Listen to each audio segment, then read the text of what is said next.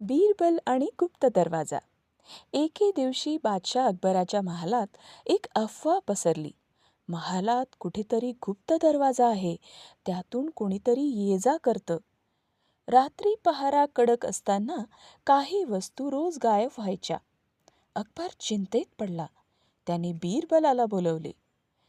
बीरबल, हा गुप्त दरवाजा शोध, पण जरा सावध राहा. अकबर म्हणाला. रात्री बीरबलाने काहीही न बोलता महालातील सर्व दिवे बंद करण्यास सांगितले. फक्त एका कोपऱ्यात लहानसा दिवा लावला.